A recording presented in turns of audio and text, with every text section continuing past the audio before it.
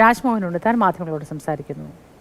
കേരളം ഭരിച്ചുകൊണ്ടിരിക്കുന്ന ഇടതുപക്ഷ ജനാധിപത്യ ഗവൺമെൻറ് ഭരണത്തിന് കീഴിൽ ജനങ്ങൾ അനുഭവിച്ചുകൊണ്ടിരിക്കുന്ന യാതനകൾ, വേദനകൾ, ദുരിതങ്ങൾ അത് പറഞ്ഞറിയിക്കാനാവാത്തതാണ്.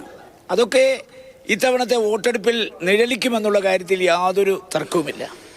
മാത്രമല്ല, നമ്മുടെ വിദ്യാഭ്യാസത്തെ കാവ്യവൽക്കരിക്കാൻ നാഷണൽ എഡ്യൂക്കേഷൻ പോളിസി കൊണ്ടുവന്നു. അതിനെ ആദ്യമായി ശക്തമായി എതിർത്തത് ഇടതുപക്ഷ ജനാധിപത്യ മുന്നണിയാണ്.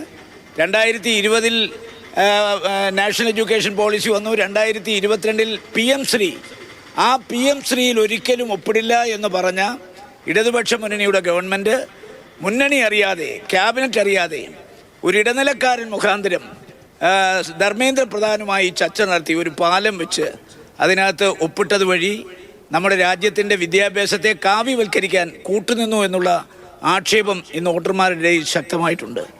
അതിനേക്കാൾ ഉപരിയായി നമുക്കറിയാം, ശബരിമലയിൽ നടന്നിട്ടുള്ള തീവട്ടിക്കൊള്ള സമാനതകളില്ലാത്ത തീവട്ടിക്കൊള്ളയാണ് നടന്നത്. ഈ കൊള്ളയിലെ പ്രതികളെ ആരെയും പിടിച്ചത് കേരള